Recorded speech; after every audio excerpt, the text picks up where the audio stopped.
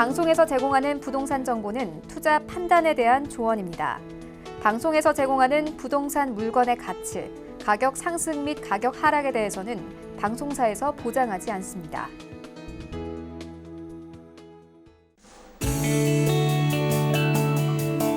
시청자 여러분 안녕하세요. 부동산 투자의 미래 부투미 진행의 정민입니다. 최근에는 1순위와 2순위 아파트 청약 이후 미계약 물량을 추첨을 통해서 선정하는 무순위 청약이 인기를 끌고 있다고 합니다. 청약 통장이 필요 없고요. 주택 소유 여부가 상관이 없기 때문에 현금을 많이 보유하고 있는 투자자들에게 인기를 끌고 있다고 하는데요. 그래서 제도의 보완도 필요한 게 아닌가라는 말도 나오고 있다고 합니다. 이러한 정보들 투자를 하시는데 도움이 되실 것 같네요. 미리 알아두시면 좋겠어요. 자, 그리고 오늘도 여러분들과 함께 1시간 동안 부동산 투자에 도움이 될 만한 정보 많이 준비했습니다. 뿐만 아니라 부동산 고민도 해결해 드리니까요. 저희와 함께 하시면서 궁금한 점이 있으시면 언제든지 전화 문자 주시면 되겠습니다. 번호 한번 고지 드리도록 할게요. 02-3153-2663번 그리고 문자는 013-3366-0110번입니다. 자, 그럼 오늘도 부투미 힘차게 시작합니다.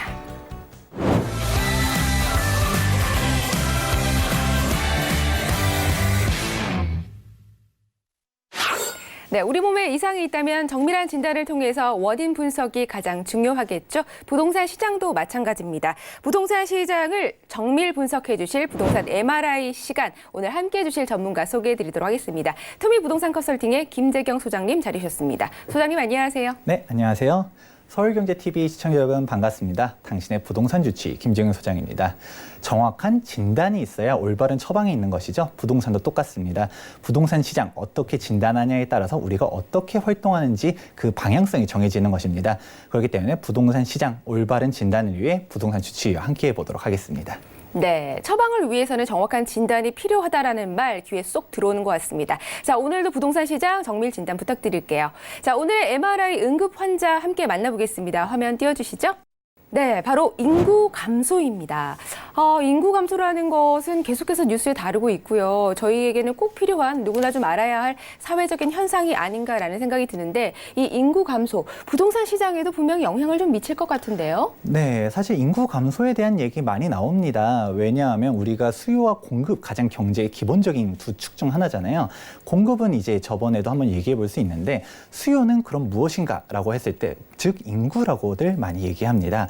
그런데 인구가 감소된다는 거는 그 핵심 축 중 하나인 수요가 감소한다는 것이기 때문에 많은 사람들이 우려를 많이 하는데 과연 어떻길래 그런지는 한번 통계 자료 보도록 하겠습니다. 바로 대한민국의 출산율 현재 상황인데요. 계속해서 출산율이 감소한다, 우리나라 출산율이 너무 낮다라는 얘기는 많이 들어봤을 거예요. 근데 얼마나 낮냐 한번 보시면 가장 마지막으로 나온 통계 자료가 1.05% 이렇게 되게 되는데 네. 지금 이게 2017년도 통계고요. 2018년도는 현재 예상되는 게 0.95% 정도 될 것이다. 이렇게 얘기 나왔습니다. OECD 국가 중에서 유일하게 0%대 국가로 돌입하게 되는 초저출산 국가 중 하나가 바로 대한민국인 것이죠. 이렇게 수치로 보니까 좀 더 걱정이 되는 것 같습니다. 그리고 유일한 OECD 국가 중에 유일하다고 하니까 정말 좀 여러 가지 경제 전반적으로 좀 영향을 미치지 않을까라는 생각이 드는데요. 어떤가요? 네, 그렇다 보니까 얘기하신 것처럼 경제뿐만 아니라 부동산 시장도 이제 본격적으로 저출산 때문에 문제가 생길 거다. 이런 얘기 정말 많습니다. 그런데 사실 인구 감소 자체를 직접적으로 얘기하지 않아요. 왜냐하면 인구가 이제 출산율이 줄긴 해도 인구가 자체는 우리가 고령화 사회, 지금 100세 시대 얘기도 나오지 않습니까? 당분간 계속해서 증가하기 때문에 인구 감소 자체를 직접적인 얘기하지는 않는데, 하지만 보통 요즘 많이 얘기하는 거는 생산 가능 인구가 감소한다. 이 얘기를 좀 더 많이 얘기합니다. 네, 생산 가능 인구가 감소한다라는 것. 생산 가능 인구가 부동산도 투자하지 않을까요? 이런 생각도 좀 드는데 크게 상관은 없을까요? 어떤가요? 아무래도 생산 가능 인구가 뭔지부터 한번 정리가 필요할 것 같은데요. 생산 가능 인구란 말 그대로 이제 우리가 노동을 해가지고 돈을 버는 인구층을 말하는 합니다. 그렇다 보니까 생산 가능 인구가 줄어든다라고 하면 아무래도 소득을 벌어들이는 사람들이 적게 들기 때문에 부동산을 살려는 사람들도 줄어들 것 같다.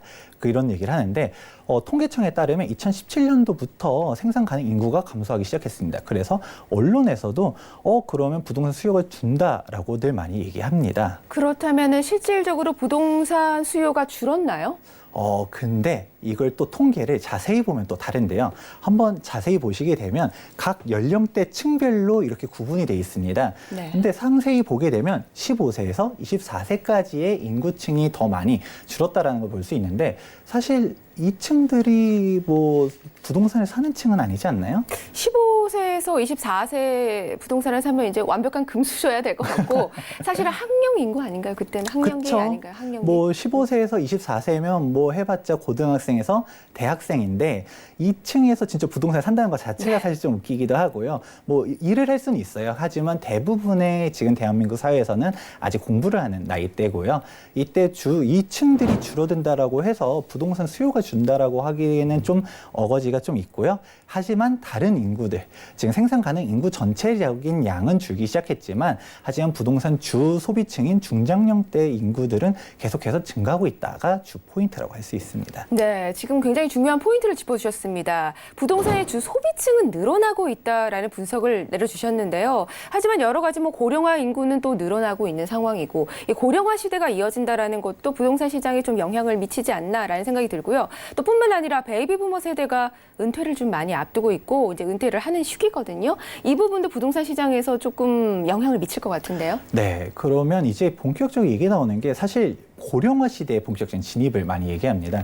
사실 이거에 대해서는 논란이 한번 된 적이 있었어요. 2015년 12월에 한국은행에서 금융안전 보고서를 내면서 이때 이 금융에 대한 얘기가 나왔는데 본격적인 고령화 사회 시대가 되다 보면 이 고령층들이 부채를 이제 감소시키기 위해서 자산을 매각하면서 디레버리징이 나타나게 된다는 것을 얘기했습니다.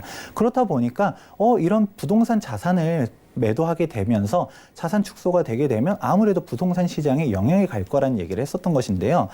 더군다나 베이비 부머 세대들이 본격적인 은퇴를 앞두고 있는 시점에서 부동산 시장에 대해서 좀 흔들릴 것이다라는 얘기를 내놨습니다.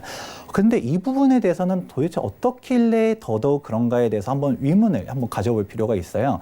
혹시 신뢰되는 말일 수도 있는데 네. MC님이 혹시 전체 자산 중에서 부동산이 차지하는 비율이 한 몇 % 정도 되는 건가요? 신뢰되는 질문 같아요. 제가 부동산이 없으면 어떡하려고? 집이 없는 사람도 굉장히 많아요. 근데 뭐 아무튼 뭐 전세라고 가정에서 제가 할 수도 있죠. 따져보면 전세도. 한 70%. 한 70%? 80% 많으면 70? 조금 그쵸. 집값이 오르면 80이 될 것 같고. 그렇죠. 네. 아마 시청자분들도 내가 전체 자산에서 부동산이 몇 % 정도 차지하나 생각해 볼 수 있습니다. MC님 말처럼 뭐 집이 없으신 분들 같은 경우는 전세가 내가 얼마나 차지하느냐 이렇게 생각해 볼 수도 맞아요. 있고요. 전세 비용도 사실은 그쵸? 자기 자산이니까. 그렇죠. 그렇게 되다 보니까 부동산이 얼마나 비율이 있나 보시게 되면 아무래도 진짜 70% 이렇게 높다라는 것을 알 수 있을 겁니다. 그런데 유독 한국 같은 경우는 자산 시장이 차지하는 비율이 되게 높은데요. 이게 부동산 같은 게 해외 주요 선진국과 비교를 했을 때 지금 예를 들어서 미국과 한번 비교한 표가 하나 있습니다. 네. 보시게 되면 선진국들 같은 경우는 금융자산에 대한 선호도가 더 높다라는 것을 알 수 있어요. 물론 실물자산에 대한 비중도 높아요. 하지만 금융자산 역시 잘 투자를 하는데 유달리 한국은 실물자산, 대표적 부동산이죠. 이에 대한 선호도가 높은데 이것도 연령대별로 한번 자세하게 보면 지금 통계 자료를 보시게 되면 고령층들은 부동산에 대한 비율이 80%도 넘어가는 것을 볼 수 있습니다. 네. 이렇게 부동산에 대한 선호도가 높은 이 고령 연령대층들이 본격적으로 은퇴를 하게 되면 아무래도 부동산 시장이 더 직간접적인 영향을 줄 거라는 얘기가 많았었던 것이죠. 네, 그렇군요. 지금 사실 여러 가지 자료가 막 쏟아지니까 단순히 인구 감소가 큰 영향이 아닌 것도 같고 또 어떤 자료를 보면 그래서 영향을 미치는 거 아닌가라는 생각이 또 들기도 해요. 네. 그리고 더군다나 한국은행 자료를 좀 보여주셨는데 한국은행이라 그러면 우리나라에서는 굉장히 공신력 있는 은행이고 이러한 자료들은 좀 믿을 만한 사실이 아닌가라는 생각이 좀 들어서 실질적으로 우려할 만한 일 아니었을까요? 맞습니다. 사실 오히려 정부보다도 보수적이라고들 많이 얘기하는 한국은행에서 이러한 우려를 내비치니까 언론에서는 진짜 인구 감소에 대한 문제를 대서특필을 했었는데요. 당시 TV라든지 신문 보신 분들 아마 기억하실 겁니다. 하지만 근데 이런 경우가 과연 어떻게 됐을까요? 실제로 한번 생각해 볼게요. 얘기하신 대로 부동산 가격이 좀 떨어졌을 것 같나요? 제 생각에는 제가 오래 했잖아요, 소장님하고. 네. 이렇게 질문했을 때는 아닌 경우가 많더라고요. 그래서 저는 아니다에 한 표. 이게 너무 같이 많이 해가지고 네. 또 이렇게 맞히시네요. 네. 결론은 말하면 맞습니다. 네. 바로 1년 뒤 2016년도 12월에 한국은행에서 똑같이 금융안정 보고서를 냈는데 전혀 상반된 결과를 보여주는 통계가 나왔습니다. 한번 통계 자료를 보게 되면 차주 연령대 및 소득 구간별로 이제 기준이 나오는데 보시게 되면 연령대가 높은 사람일수록 오히려 부동산을 처분할 것 같다라고 했었잖아요. 네. 오히려 부동산을 더 구매했다는 것을 알 수 있습니다. 그리고 소득 수준이 높을수록 부동산 자산을 더 많이 보유했다는 것을 통계로서 알 수가 있게 됐는데 혹시 왜 그럴 것 같나요? 글쎄요, 아무래도 부동산이 좀 든든하고 정말 가지고 있으면 내 재산 같으니까. 그리고 자동차 같은 경우는 소모품이잖아요. 부동산은 소모된다라는 개념이 아니라 뭐 솔직히 원하면 대대손손 이어갈 수도 있는 나의 자산이기 때문에 그런 것 같은데요. 그렇죠. 뭐 그런 것도 하나의 이유가 될 수 있고요. 뭐 안정적인 거 이런 부분도 있죠. 그리고 소모품이 아니다라는 거. 근데 좀 더 구체적으로 얘기를 해볼게요. 예를 들어 MC님이 향후 한 2, 30년 뒤에 네. 은퇴를 하게 돼요. 이제 퇴직금도 한 몇 억 받아가지고 은퇴를 했는데 이거 가지고 당시 이런 얘기 많았잖아요. 창업 아니면 이제 하다못해 예를 들어 치킨집, 요식업 이런 거 한번 해볼 생각 있나요? 사실 창업은 아무나 하는 것도 아니고 사실 그거 굉장히 힘들다고 그러더라고요. 그리고 나의 이제 남은 돈은 현금은 그거밖에 없는데 창업에다가 투자한다라는 거는 전 좀 망설여지고 무서울 것 같아요. 뭔가 좀 안정적이고 내가 계속 가지고 있을 수 있는 곳에 투자를 할 것 같은데요. 그렇죠. 사실 예전에는 창업하는 사람들이 정말 많았어요. 근데 TV를 보다 보면 얘기 많이 나오잖아요. 자영업자들 위기다. 지금 최저임금도 올라가서 장사가 더더욱 안 된다. 이런 얘기들도 많은데 진짜 이걸 창업을 해도 망하는 사람들이 워낙 많다 보니까 이 은퇴 자금 가지고서 창업 시장에 그냥 막 뛰어들지 않는 거죠.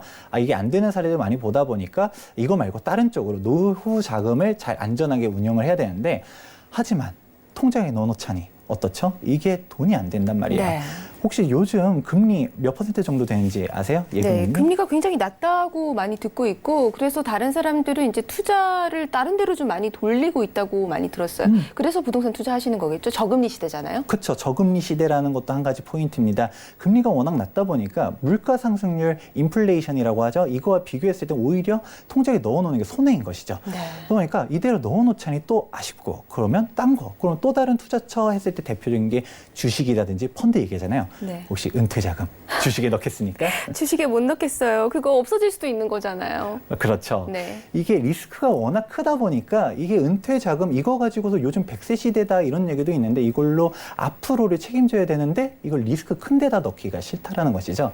그러다 보니 가장 대표적이고 안정적인 실물 자산인 부동산에 이제 투자를 하는 사람들이 많게 되는데 그렇다 보니까 부동산 시장을 더더욱 이제 은퇴한 사람들이 한국은행에서는 뭐라고 했었죠? 은퇴자들이 오히려 부동산을 처분할 거라 했는데 네. 오히려 부동산을 더 사는 층들이 됐다라고 할 수가 있습니다. 네, 그렇군요. 지금 뭐 자연스럽게 저도 이제 저의 경우라고 좀 가정을 해보니까 부동산에 왜 투자를 하시는지 정말 잘 알 수 있을 것 같습니다.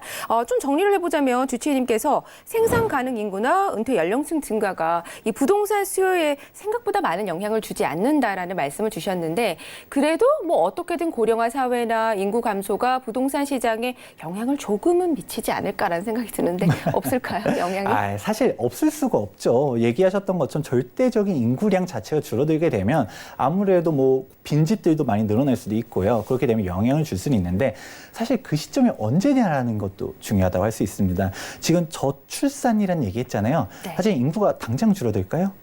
인구가 줄어드는데 좀 시간이 걸릴 것 같은데요. 그렇죠. 지금 왜냐하면 고령화 사회, 지금 평균 연령이 점점 더 증가하잖아요. 네. 지금 노년층들의 비중이 계속 늘어나기 때문에 지금 출산율은 낮아져도 전체적인 인구 자체는 잠재적 탄력성에 의해서 계속해서 증가하게 됩니다. 네. 통계청 자료를 한번 보시게 되면 통계청에 따르면 2031년도까지 인구를 계속적으로 증가하다가 그 이후부터 이제 감소한다라고 얘기를 하는데 그러면 그때 정점을 찍고서 우리가 실질적으로 체감을 할 정도로 인구 감소하려면 못해도 한 20년, 30년은 지나야지 인구 감소를 실감할 수 있을 것으로 보고 있습니다. 그렇다면 최소한 20년 이후라는 거네요. 최소한. 그렇다면 조금 먼 느낌인데요.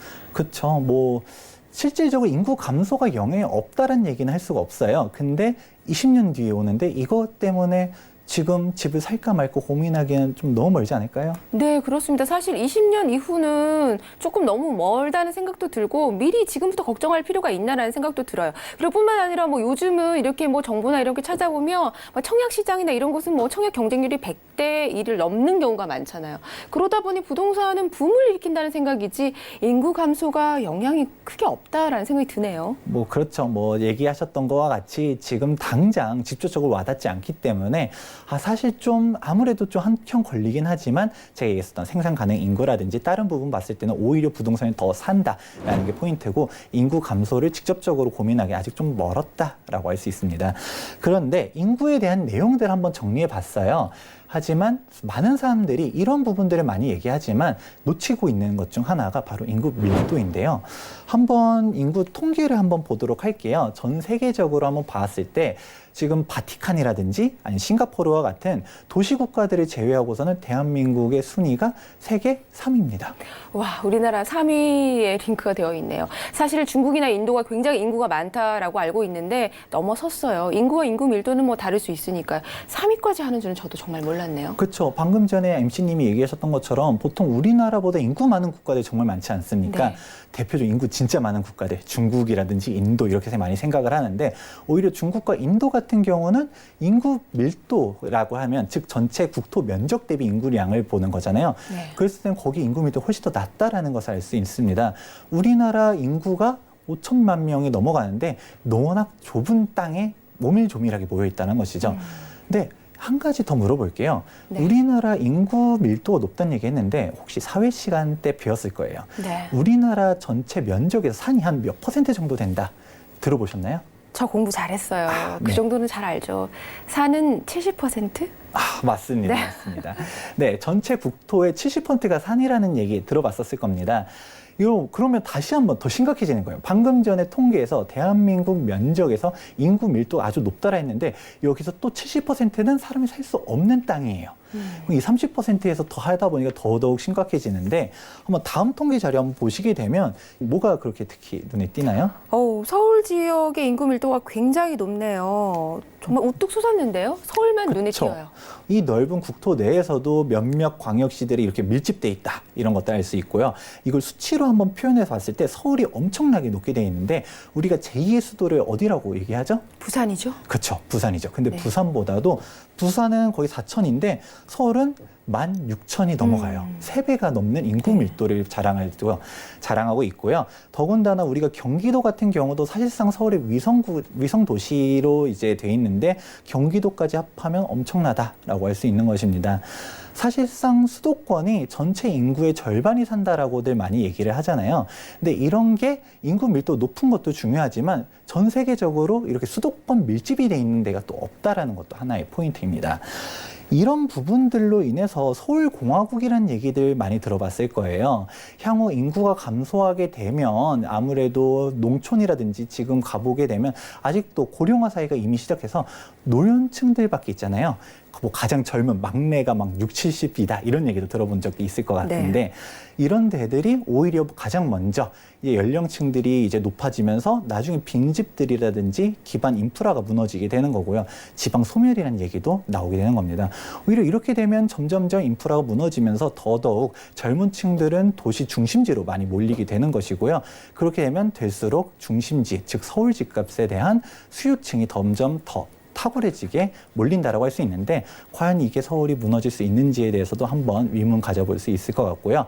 이렇게 인구 감소를 갖다가 얘기할 때 그 실질적인 영향과 그 시기 그리고 또 지역별로는 어떻게 차이가 날 건가 구체적으로 하나씩 생각해 보셔야 정확히 바라볼 수 있습니다.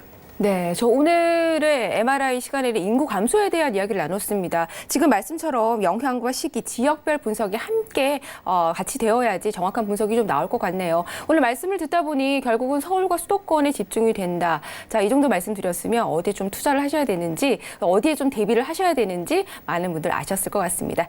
저희에게도 굉장히 유익한 시간이 아니었나라는 생각이 듭니다. 자, 바로 다음 순서 이어가도록 하겠습니다. 이번에는 부동산 건강 차트 시간입니다. 화면으로 보여주시죠. 저는 일본에서 아내와 두 자녀를 둔 가장입니다. 회사 생활을 하면서 대출을 받아서 내 집 마련에 성공했지만 요즘 일본 부동산 가격이 떨어진다는 이야기도 들리고 빈집 문제와 영행주택까지 나왔다고 하더라고요. 집이 전 재산인 상황이라 집을 팔아야 하는지 보유해야 하는지 고민입니다. 아직 애들은 어려서 앞으로 돈 들어갈 일도 많이 남았고 아내도 전업주부다 보니 제 어깨가 너무 무거운 것 같습니다. 특히 큰아들은 여기저기 사고도 많이 쳐서 신경 쓸 부분이 너무 많습니다. 부동산 문제만이라도 주치의님께서 명쾌한 처방을 좀 내려주세요. 부탁드려요. 라고 짱구 아빠가 보내주셨습니다. 점점 뭔가 더 글로벌해지는 것 같아요. 일본에서도 사연이 이렇게 날라오는 건가요? 네, 저희 프로그램의 인지도가 정말 세계적인 것 같습니다. 다음번에는 어디서 사연이 날라올지 저는 다음 회차가 더 궁금해지는데 아무튼 오늘은 일본에 살고 계신 짱구 아빠의 사연입니다. 일본 부동산 이야기예요. 사실 저도 뭐 많이 들었어요. 일본 부동산에 대해서 거품, 그리고 집값 하락 여러 가지 많이 들었는데 걱정이네요. 어떤가요? 일본 부동산 시장에 대해 관심이 되게 많으신 것 같은데 네. 어떻게 일본에 땅이라도 하나 사두셨나요? 그랬으면 너무 좋겠습니다. 근데 그런 건 아니고 제가 부동산 프로그램을 진행한 지 오래되다 보니까 이제 세계 부동산 시장까지 좀 눈을 넓히고 있어요. 그래서 관심이 굉장히 많습니다. 글로벌한 지금 프로그램 되고 네. 있습니다. 지금 그러면 한번 진짜 일본 부동산 거품이라는 얘기 많이 들어봤었잖아요. 한번 통계로 얼마나 빠졌는지 한번 보도록 할까요? 네. 일본 부동산 가격이 90년대 이후로 지금 거의 반토막 수준인데요. 그렇습니다. 당시 90년도 때 이렇게 부동산 거품이 팍 터지면서 이로 인해서 일본 부동산뿐만 아니라 경제 자체가 침체가 되면서 잃어버린 10년이다. 이런 표현도 나왔었죠. 결국은 인구 감소 아닐까요? 맞습니다. 사실 이렇게 인구 감소하다 보니까 이런 부분들도 나오는 건데 인구 감소가 아무래도 영향이 없다라고 하면 틀린 말이겠죠. 그러다 보니까 이런 고령화 사회가 되면서 이런 문제가 생긴다라고 할 수 있는데 NC님은 혹시 고령화 사회가 실제로 찾아왔다. 그러면 어떤 문제점이 생길 것 같나요? 사실 여러 가지 사회 구조나 사회 현상이 좀 많이 바뀔 거는 같아요. 우선은 신생아가 또 태어나지 않으니까 산부인과도 문을 닫을 거고 초등학교나 학교도 많이 필요가 없을 것 같아서 폐교되는 부분도 좀 많이 있을 것 같은데요. 그런 변화들이 있지 않을까요? 맞습니다. 그런 부분들도 가장 근본적인 부분은 얘기했던 거죠. 산부인과라든지 아이들 관련된 산업들 그리고 학교도 문을 닫고 그리고 당장 이제 소비를 많이 못하게 되겠죠. 고령층들만 있게 되면 술집이라든지 이런 판매 관련된 상점들도 이제 문을 닫게 될 거고요. 상권 자체가 축소가 되고 그리고 인프라가 아무래도 무너지게 되는 것이죠. 그렇게 되면서 인구 감소가 되면 아무래도 사회적으로 큰 문제가 생길 수는 있습니다. 네, 그렇다면 인구 감소가 우리나라에서는 큰 걱정이 없다. 아직까지는 큰 걱정 없다. 여러 가지를 살펴봐야 된다라고 일부에서 정리는 했는데 그럼 이 사례를 보니까 인구 감소가 정말 영향이 좀 큰 것 같은데요? 그렇죠. 사실 근데 이걸 또 정확하게 보셔야 되는 게 인구 감소에 대한 영향은 있습니다. 근데 이게 사실 지방이라든지 인구가 적은 농촌 이런 데가 이제 타격을 받는 것이지 중심지로는 더 몰리게 된다는 것이죠. 왜냐하면 젊은 층들 같은 경우는 인프라가 점점 없어지고 일자리도 없다 보니까 농촌을 떠나서 다 도심지로 몰리게 되는데 이게 점점 더 가속화가 된다라고 볼 수가 있습니다. 네, 그렇군요. 이제 소장님 말씀을 좀 들어보니 우리나라 농촌과 좀 상황이 비슷한 것 같아요. 젊은 층이 좀 많이 빠져나오고 있고 그래서 학교도 좀 폐교가 되고 있는 우리나라 농촌과 좀 비슷한 상황 같은데요. 네, 그런데 우리나라 같은 경우는 지금 농촌 생각하면 이해가 빠를 겁니다. 근데 일본 같은 경우는 한 발 더 나아가가지고 신도시에도 이런 상황이 나오고 있는데요. 가장 대표적으로 일본에 대한 사례는 조금만 검색해 보시면 금방 나올 거예요. 아무래도 우리나라 언론이 정말 좋아하는 사례가 일본이기 때문에 대표적으로 다마 신도시라고 있습니다. 다마 신도시 같은 경우는 일본에서 도쿄에 대한 집값이 너무 오르기다 보니까 이를 분산하기 위해서 만들어진 신도시로 성공적으로 잘 만들었다 이런 얘기가 있는데요. 일본 서쪽으로 30km 정도밖에 안 되고 이제 지하철을 타고서 이제 도쿄 중심지로 30분이면 갈 수 있게 편리성이라든지 쾌적성, 그래서 우리나라에서도 많이 배웠었던 그런 대표적인 신도시입니다. 그런데 이렇게 성공적인 신도시라고 불려왔었던 다마 신도시가 지금은 공실이 너무 많고요. 그리고 노인층들밖에 없다 보니까 집값도 반도 더 떨어지는 그렇게 크나큰 타격을 받게 돼서 뉴타운이 아니라 올드타운이 돼버리는 상황이 나왔습니다. 저도 다큐멘터리에서 이 사례를 좀 본 것 같습니다. 예전에는 젊은 사람들에게 좀 인기가 굉장히 많았는데 사실 지금 애물단지가 됐다고 좀 들었어요. 좀 아쉽네요. 네, 그런데 좀 한 가지 재밌는 거는 오히려 일본 도쿄 중심지 같은 경우는 부동산 가격이 더 올랐다라는 얘기 들어본 적 있으신가요? 네, 올랐다라기보다는 도쿄는 집값이 비싸기로 유명한 곳 아닌가요? 그렇죠. 이게 대표적으로 일본의 부동산 가격이 양극화가 심해진다라는 것을 알 수가 있습니다. 우리가 일본 부동산 가격이 전체적인 평균이라든 거는 좀 떨어지는 것들을 앞선 통계로 한번 봤어요. 하지만 이게 지방이라든지 방금 전에 다마신도시와 같은 신도시 같은 경우가 타격을 받았었는데 오히려 핵심 중심지 같은 경우는 가격이 계속적으로 올라가고 있다는 사실을 볼 수 있는데요.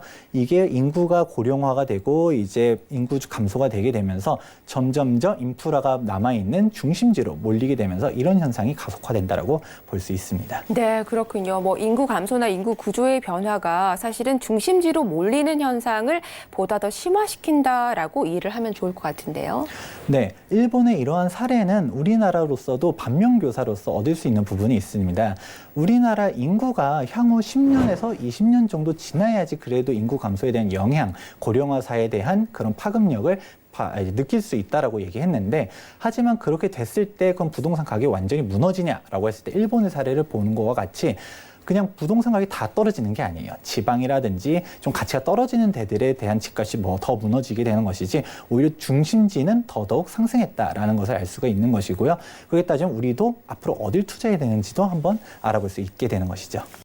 네, 오늘 인구 구조에 대해서 정말 많은 생각을 하게 되었습니다. 부동산 시장, 일본의 부동산 시장을 예로 들어서 여러 가지 분석을 좀 해주셨는데요. 마지막으로 일본에서 사연을 보내주신 짱구 아버님께 메시지 주시죠.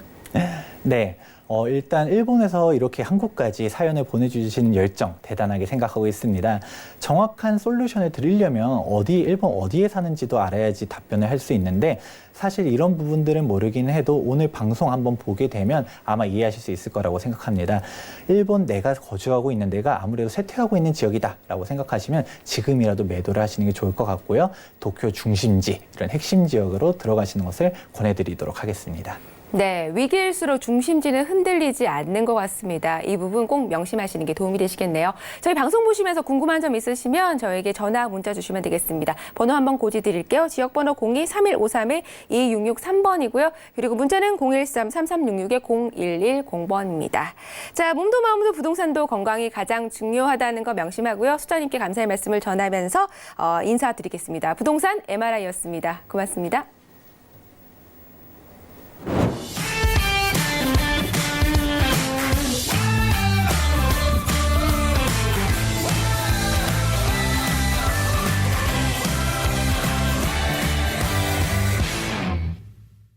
여러분은 지금 부동산 투자의 미래와 함께하고 계십니다. 저희가 방송을 통해서 다양한 정보를 제공해드리고 있습니다. 저희가 제공해드리는 정보는 투자 판단에 대한 참고 자료일 뿐입니다. 해당 부동산의 가치나 상승 하락은 보장하지 않는다는 점 기억해 주시면 감사하겠습니다. 자, 이번 순서는 실제 부동산 현장에서 근무하시는 부동산 전문가를 모시고 해당 지역에 대해서 설명을 들어보는 시간, 부투미 파트너 시간 이어가도록 하겠습니다. 오늘 함께해 주실 파트너님 소개해드리도록 할게요. 투미 부동산 컨설팅의 김세원 파트너님 자리주셨습니다. 안녕하세요. 네, 안녕하세요. 네, 투미부동산 컨설팅의 투자 도깨비 김세현입니다. 부투미에서는 처음으로 이제 인사를 드리는데요. 서울 전 지역 재개발 팀장으로서 비가 오나 눈이 오나 이제 임장을 다니면서 재개발 지역의 핫 이슈와 돈이 되는 정보로 시청자분들을 찾아뵙도록 하겠습니다. 네, 돈이 되는 정보라는 게 귀에 쏙 들어옵니다. 많은 분들 기대하고 계실 것 같습니다. 자, 오늘은 최근에 신흥 주거 랜드마크로 부상하고 있는 곳이죠. 바로 노량진 재개발, 노량진 뉴타운에 대해서 살펴볼 텐데요. 어떤 곳인가요? 궁금합니다. 네, 노량진 뉴타운은 서울특별시 동작구에 위치하고 있습니다. 현재 지금 동작구에서는 뉴타운 사업을 크게 두 군데 진행을 하고 있는데요. 한 곳은 바로 이제 얼마 전에 청와대 대면인 김모 씨로 이슈가 되었던 곳이죠. 바로 흑석 뉴타운이고요. 또 다른 한 곳은 2기 뉴타운 사업지 중에서 메이저급수로 분류가 되는 곳으로 오늘 소개시켜드릴 바로 노량진 뉴타운입니다. 많은 분들이 노량진 하면 생각하시는 게 이게 노량진 수산시장이라든지 학원가 약간 조금 지저분한 이미지를 들 수가 있는데요. 오늘 제가 노량진 지역을 설명을 드리면서 천지개벽할 변전사를 보여드리겠습니다. 그 MC님께서는 이제 일부에서 봤는데 글로벌한 부동산 지식을 갖고 계시다고 제가 들었는데 그 아파트 가격은 입지가 깡패다라는 말 혹시 들어보신 적 있으신가요? 들어봤죠. 무엇이든 입지가 가장 중요하다라고 들었습니다. 뭐 가격이 오를 때도 입지가 중요하고요. 불황기에 또 가격 방어를 해주는 게 바로 입지라고 들었는데요. 그렇죠? 네, 맞습니다. 그 많은 분들이 아시다시피 그 아파트 가격은 입지가 좋아야지만이 아파트 수요자들이 많이 찾고요. 그로 인해 가지고 자연스럽게 가격이 상승이 되면서 그 불황의 시장 속에서도 아파트 가격을 좀 방어해 줄 수 있는 그런 아파트가 형성이 되는 것입니다. 그 입지에서 이제 가장 중요한 부분이 바로 교통입니다. 그 아파트 가격 형성의 첫 번째 조건이 바로 이제 교통적인 부분이고요. 그 두 번째가 이제 녹지가 이제 얼마만큼 있는지, 그다음에 물은 또 뭐 개천이라든지 한강이 얼마만큼 가까이 있는지, 그다음에 또 학구는 얼마만큼 좋은지가 조금 중요한 포인트가 될 것 같습니다. 그리고 또 한 가지가 이제 더 들 수 있는 내용이 용산과의 접근성이 얼마나 큰가. 또는 이제 강남과의 접근성이 얼마나 가까이 있는가가 같은 중요한 포인트입니다. 그 용산 같은 경우는 이제 얼마 전에 부투미 1에서도 이제 방송이 됐을 만큼 그 메이저급 호재들이 굉장히 많이 있는 곳입니다. 그 그림을 보시게 되면은 그 노량진에서 한강대교를 바로 건너시게 되면은 바로 이제 용산이 바로 보이게 되고요. 그 우측으로는 이제 반포와 강남을 이제 차로 이제 20분 이내에 이동할 수 있는 그런 거리에 있습니다. 그리고 위쪽으로는 금융의 메카인 바로 여의도가 바로 포진이 돼 있기 때문에 입지 깡패가 바로 노량진 뉴타운이다라고 설명드릴 수 있을 것 같습니다. 네, 그렇군요. 저희 1회에서 다루었던 핫플레이스 용산과도 굉장히 가깝고 또 지도를 보니 여의도와도 가깝습니다. 그리고 강남까지 접근성도 굉장히 우수하기 때문에 입지적인 장점은 정말 최고가 아닐까라는 생각이 듭니다. 자, 투자 포인트 좀 짚어주시죠. 네, 그 노량진의 투자 포인트 총 5가지로 정리를 해봤는데요. 첫 번째는 용산과 여의도, 금융의 메카죠. 용산과 금융의 메카인 여의도가 얼마나 가까이 있는지, 그리고 지금 현재 대한민국에서 부동산 1번지가 바로 강남입니다. 그 강남과의 접근성이 얼마만큼 우수한 것인지를 이제 보시면 될 것 같고요. 그리고 이제 서울의 이제 지하철 노선 중에서 지금 현재 대세가 바로 골드 라인인 9호선입니다. 그 9호선 노량진역 초역세권에 위치하고 있다는 거 참고하시면 될 것 같고요. 그리고 2기 뉴타운 사업지 중에서 9,500세나 되는 대규모 아파트 단지가 조성이 될 예정입니다. 그리고 이제 한강변 문화생활권으로 한강 조망이 가능한 그런 뉴타운 지역이고요. 마지막으로 투자 도깨비가 추천드리는 미래 가치가 우수한 이런 뉴타운 사업지 지역입니다. 네, 투자 가치, 미래 가치가 굉장히 우수한 지역이라는 거 투자 포인트를 통해서 정리해 주셨습니다. 자, 저희가 입지에 대해서 살짝 언급을 했습니다만 구체적으로 좀 살펴볼까 합니다. 특히나 교통은 어떤지 궁금한데요. 네, 아까 말씀드렸다시피 그 재개발 사업, 즉 아파트 가격 형성의 첫 번째 요인이 바로 교통입니다. 그 노량진 뉴타운은 그 노량진역과 장승배기역을 이용이 가능한데요. 현재 노량진역은 1호선과 그다음에 9호선 골드라인 9호선 이용이 지금 가능하고요. 앞으로 들어올 서부 경전철까지 들어오게 되면은 3개의 역을 환승하게 되는 서남권의 교통의 요충지가 될 것이고요. 그 아래쪽으로는 7호선 장승배기역도 이용이 가능하기 때문에 총 4개의 호선을 이용할 수 있는 쿼드러플 입지라고 볼 수가 있습니다. 그리고 1호선 얘기를 간단하게 좀 더 해드리자면은 한 정거장만 더 가면은 용산역이 바로 보입니다. 그 용산역에는 지금 GTX B선이 지금 들어올 예정이고, 그리고 강남과 이어주는 신분당선 또한 들어올 예정이기 때문에 1호선 이용도 굉장히 이제 좋아질 것으로 보여집니다. 그리고 이제 9호선 같은 경우는 이제 급행이 세기 때문에 급행을 좀 타셔야 되는 분들도 이제 9호선 이용이 굉장히 좋을 것으로 보여집니다. 그리고 이제 한강대교를 건너시다 보면은 이제 올림픽대로와 이제 강변북로 이용이 가능하기 때문에 자가용 이용으로도 입지가 굉장히 좋다라고 볼 수가 있습니다. 그 이어서 이제 서부 경전철 얘기 좀 더 해보도록 할게요. 그 서부 경전철 같은 경우는 서울대 입구역부터 은평구 세전역까지를 잇는 경전철 사업으로서 그 위치는 이제 장승배기와 노량진 2개의 역을 다 통과하게 됩니다. 그 올해부터 착공을 시작을 해서 2023년 완공을 목표로 하고 있고요. 이 점선을 보시게 되면 연장선도 지금 추진을 하고 있습니다. 그래서 서부 경전철은 총 완공 목표가 2026년도, 그러니까 뉴타운 사업과 맞물려서 뉴타운이 완공된 시점에는 서부 경전철 또한 이제 이용이 가능할 것으로 보여지기 때문에 교통의 호재가 하나 더 추가된다라고 보시면 될 것 같고요. 그 서부 경전철 사업 같은 경우는 서울시에서 지금 경전철 사업을 굉장히 많이 하고 있는데요. 사업성이 가장 우수하다라는 평가를 받고 있습니다. 그리고 또 다른 교통 호재가 하나 더 있는데요. 바로 이제 노량진 수산시장에서 여의도 공원을 잇는 연륙교 건립이 추진 중에 있습니다. 길이는 380m짜리 연륙교 건립이고요. 그 이제 차량 이용은 안 되고 이제 도보로만 이용이 가능한 육교이기 때문에 참고하시면 되는데요. 일단 한강변 문화생활을 좀 더 영위할 수 있다라는 거에 장점인 거고요. 무엇보다도 여의도로 출퇴근하시는 직장인분들한테는 직주 근접이 상당히 좋아진다라고 이제 보시면 될 것 같습니다. 그래서 이렇게 연륙교 건립, 그다음에 서부 경전철 사업, 그다음에 현재 지금 지하철 노선도까지 교통에 대한 호재를 한번 알아봤습니다. 네, 입지와 구체적인 교통 호재까지 살펴봤습니다. 그것 외에도 호재 소식들이 좀 있는 것 같은데요. 어떤가요? 네, 그 바로 종합 행정타운 조성입니다. 현재 노량진역 앞에 있는 동작구청과 동작구의회가 있고요. 그다음에 이쪽에 동작경찰서가 있는데요. 이 세 개의 어떤 행정기관들이 그 장승배기역 바로 뒤편에 보시면은 영도시장이 있습니다. 그 영도시장이 지금 현재는 지금 80%가 지금 이주가 나간 상태고요.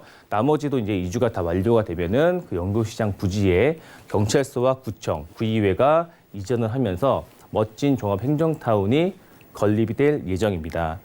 지금 현재는 이제 LH와 이제 설계가 한창 진행 중에 있고요. 2020년도에 착공을 시작을 해서 2022년도에 준공이 되면은 멋진 종합행정타운이 될 것 같은데요. 지금 현재 이 장승배기역을 중심으로 주택 지역이라든지 아파트 가격들이 조금씩 이 영향을 받아서 상승을 하고 있고요.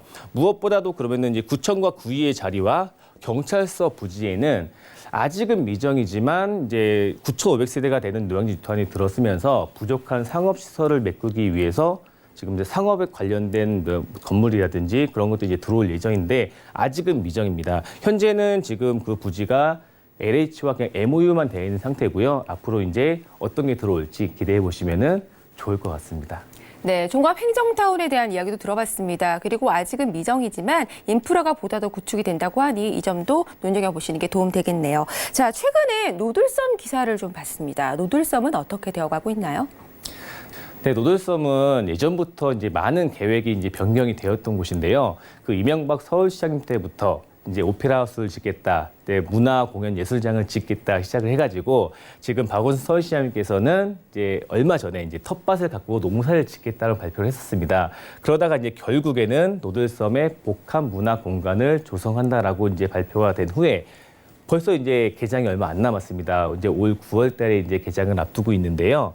그 노들섬에서는 다양한 이제 문화 먹거리, 이제 볼거리를 즐길 수 있기 때문에 그 서울 시민의 명소로 이제 탈바꿈될 예정이기 때문에 앞으로를 좀 기대해 보셔도 좋을 것 같고요. 올 9월에 개장이기 때문에 가족분들과 친구분들과 연인분들과 함께 오셔가지고 즐기시면 될 것 같습니다. 네, 노들섬 복합문화공간과 더불어서 이제 한강대교에 이제 보행자 다리를 놓는다라는 이제 기사가 얼마 전에 발표가 됐습니다. 그 노들섬에서부터 한강대교 남단까지 보행 다리를 놓는다라는 이제 기사가 되면서 그 무려 104년 만에 인도교가 부활을 한다는 내용입니다. 그 인도교 같은 경우는 1917년에 이제 최초의 인도교가 한강대교로 이제 건립이 되면서 무려 104년 만에 부활한 거기 때문에 굉장히 큰 의미가 있는 다리고요. 그 일명 가칭이 이제 100년 만에 부활하기 때문에 이제 100년 다리로 이제 가칭이 되기 때문에 노들섬에서부터 이제 한강대교 남단 그리고 노량진까지 이어지는 한강 중심의 이제 보행 네트워크가 건립이 될 예정이니까 앞으로를 더욱더 기대해 보시면 좋을 것 같습니다. 네, 노들섬의 복합문화공간뿐만 아니라 보행자 다리까지 건설이 된다고 하니까 저도 직접 가보고 싶습니다. 미래 가치가 정말 기대되는 지역이 아닐까라는 생각 드네요. 자, 그런데 궁금한 게 노량진 하면 대한민국 사람들이 다 아는 수산시장이거든요. 이 수산시장은 어떻게 되나요?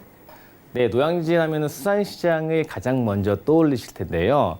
현재는 지금 구수산시장에서 신수산시장으로 많이 이주를 지금 하고 있는 단계입니다. 거의 한 80% 정도가 이주가 완료된 상태고요. 나머지 20%가 완료가 되면은 그 구수산시장 자리에는 수협에서 이제 복합 테마파크죠. 이제 복합 리조트 건립을 추진 중에 있습니다. 이 복합 리조트 같은 경우는 근데 최고층 호텔과 그다음에 이제 외국인을 유치하기 위한 관광 카지노까지 건설한다고 하니까요. 그 관광 카지노가 건설이 되면은 이제 부가가치로 7조 원 가량의 이제 부가가치가 얻는다고 하니까 앞으로 기대해 보시면 좋을 것 같고요. 이 테마파크만 건립이 되더라도 노량진 자체적으로 굉장히 큰 호재라고 볼 수 있기 때문에 노량진에 정말 개발 호재가 굉장히 많이 있습니다. 그래서 이제 이런 개발 호재에 더불어서 주거 단지에 각광을 받고 있는 것입니다. 네, 테마파크까지 조성이 된다고 하니 정말 호재 소식이 많은 것 같습니다. 자, 노량진 뉴타운의 모습 어떻게 발전되고 있는지 궁금한데요. 화면으로 준비를 해봤습니다. 화면 함께 만나보시죠. 안녕하세요. 부동산 투자의 미래 찾아가는 리포터 오영미입니다. 오늘 오영미 실장이 찾아온 이곳 아주 매력적인 투자처죠. 노량진에 나와 있습니다. 바로 금융의 메카인 여의도와 인접해 있고요. 9호선과 교통이 편리한 강남의 접근성까지 잡으면서 아주 매력적인 투자 가치를 인정받고 있는데요. 뛰어난 직주 근접의 주거지로 각광받고 있는 노량진 뉴타운. 오늘 저와 함께 알아보러 가시죠. 7호선 장승배기역 1번 출구에 위치한 영도시장. 바로 이 자리에 동작구청과 동작구의회, 그리고 동작경찰서 및 동작우체국 등이 들어서는 종합행정타운이 완공될 예정인데요. 이 종합행정타운의 건설을 앞두고 현재 영동시장의 상인들은 약 80% 이주가 완료되었으며 종합행정타운은 2021년에 완공될 예정입니다. 복합문화예술 공간으로 재탄생을 앞두고 있는 노들섬. 이 노들섬 복합문화공간은 올해 9월에 개장을 앞두고 있는데요. 향후 서울의 대표적인 관광지로 부상할 것으로 기대되며 노량진 뉴타운이 한강변의 명품 주거 공간으로 발돋움하는데 큰 영향을 미칠 것으로 예상됩니다. 그리고 이 노들섬까지 두 발로 직접 걸어서 갈 수 있는 한강대교의 보행교가 104년 만에 부활할 예정인데요. 2021년 6월 완공될 예정입니다. 바로 이 지역이 약 9,500세대의 대단지, 신축 아파트가 들어설 노량진 뉴타운의 부지로서 서울 서남권 교통의 요충지이기도 합니다. 또한 노량진 수산시장과 여의도 공원까지 도보 통행이 가능하도록 이어지는 육교가 건립이 될 예정인데요. 이 연륙교를 통해 여의도와 노량진 뉴타운의 직주 근접성 또한 획기적으로 개선될 전망입니다. 과거 낙후되었던 노량진 수산시장은 이미 신수산시장으로의 이전이 거의 다 완료된 상태인데요. 과거 구 수산시장이 위치했던 자리에는 멋진 복합 리조트 개발이 계획 중이며 외국인 관광객 유치를 통해 서울의 대표 관광지로 성장할 것으로 기대됩니다. 현재 노량진역은 1호선과 황금노선이라 불리는 9호선이 지나는 더블 역세권인데요. 여기에 한강 이북과 이남을 연결하는 서부 경전철이 개통되며 훗날 노량진역은 트리플 환승역으로서 서남권 교통의 핵심지로 자리매김할 것으로 보입니다. 전철역 1호선과 9호선, 그다음에 7호선이 지나가고 있는 중간에 위치해 있어서 교통이 상당히 좋아요. 영등포고등학교와 영등포 중고등학교가 바로 붙어 있고 또 공원이 상당히 잘 조성이 되어 있어서 상도 19역이 먼저 공원이 조성되어 있는데 거기 같이 맞물려서 공원이 조성되게 되고 문화시설을 설치하기 때문에 앞으로 그것이 가장 참 큰 메리트가 있지 않을까 싶습니다. 지금 노량진 수산시장 현대화 사업이 실질적으로 조금 주춤거리고는 있지만 저희들이 사업 진행하면서 그것이 같이 맞물려서 진행이 될 테니까 그것들이 어우러진다면 노량진 6구역만이 아니라 노량진의 뉴타운 자체가 굉장히 큰 장점이 있다라고 생각을 합니다. 지금 제 뒤로 보이는 곳은 바로 한강대교입니다. 노량진과 노들섬을 잇는 중요한 다리인데요. 바로 이 서울에 가장 많은 개발 호재가 있는 용산을 걸어서 이동할 수 있는 보행교가 바로 100년 만에 우리 시민의 품으로 돌아온다고 하니 더욱더 기대가 됩니다. 게다가 강남을 이어주는 7호선과 9호선까지 노량진의 그 투자 가치가 정말 기대가 되는데요. 거기에 그치지 않고 노량진 수산시장 자리에는 복합 리조트타운 개발과 함께 종합행정타운까지 조성이 된다고 하니 더욱더 기대가 됩니다. 오늘과 또 다른 내일의 노량진을 우리 시청자 여러분들께서도 기대해 보시면 좋을 것 같습니다. 지금까지 찾아가는 리포터 부동산 투자의 미래 오영미였습니다. 네, 노량진 뉴타운의 입지와 부지를 직접 눈으로 확인하니까 더욱더 궁금해지고 있습니다. 사업 현황은 어떤가요?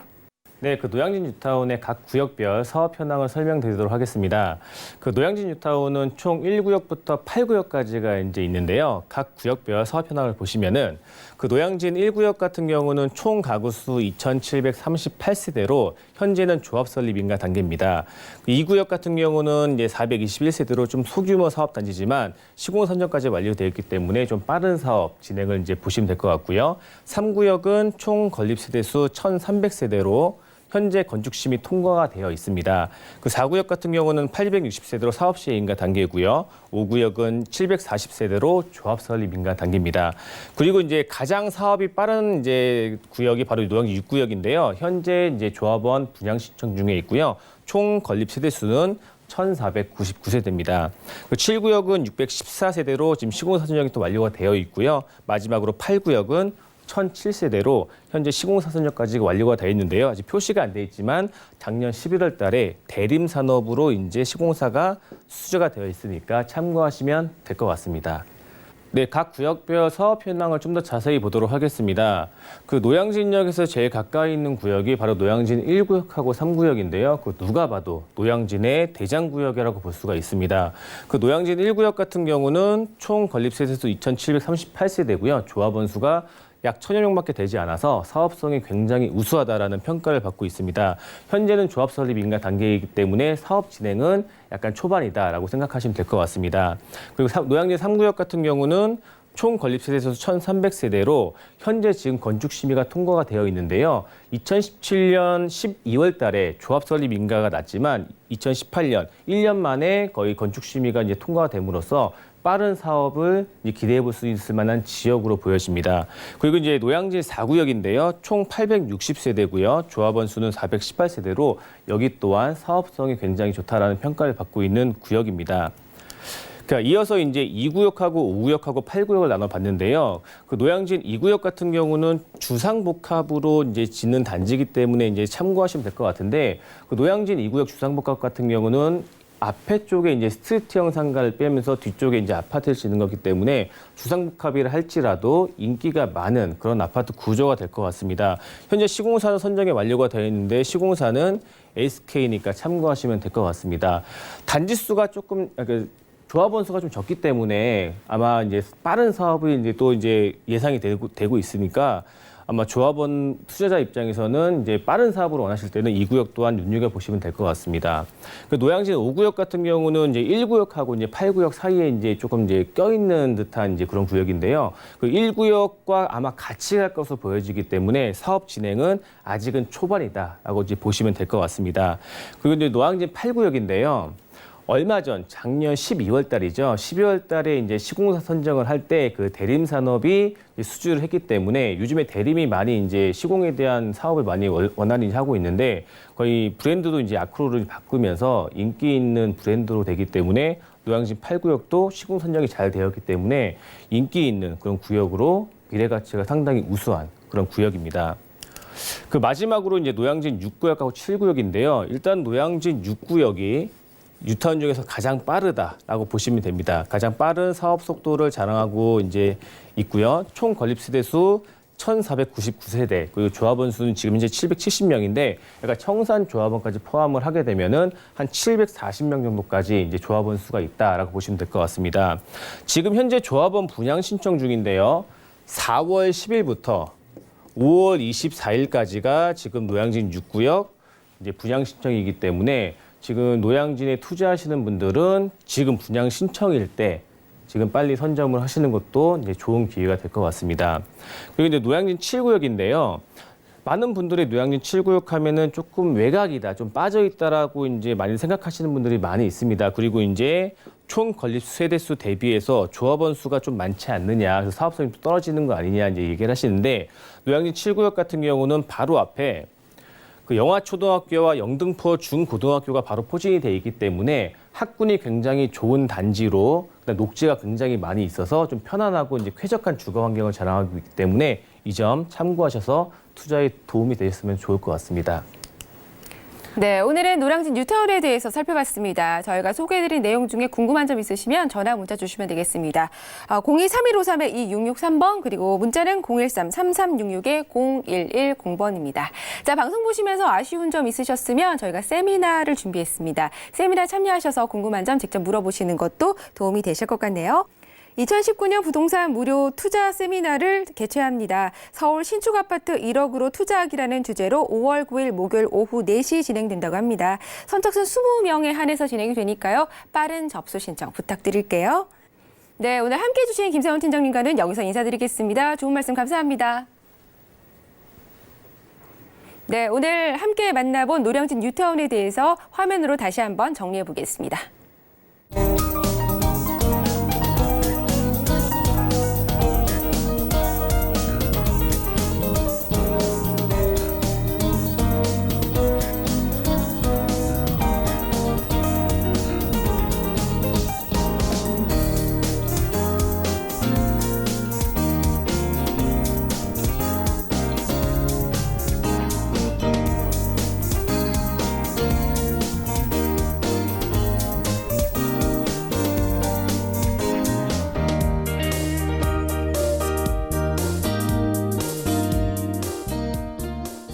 네, 저희가 방송을 통해서 다양한 정보 제공해드리고 있습니다. 저희가 제공해드리는 정보는 투자 판단에 대한 참고 자료일 뿐입니다.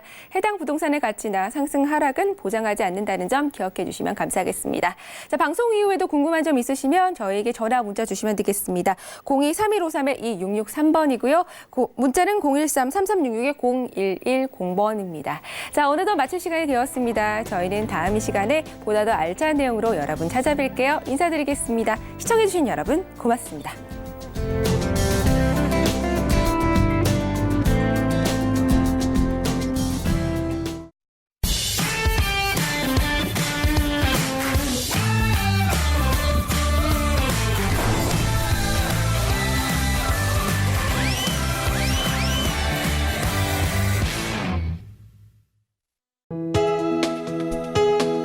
본 방송에서 제공하는 부동산 정보는 투자 판단에 대한 조언입니다. 방송에서 제공하는 부동산 물건의 가치, 가격 상승 및 가격 하락에 대해서는 방송사에서 보장하지 않습니다.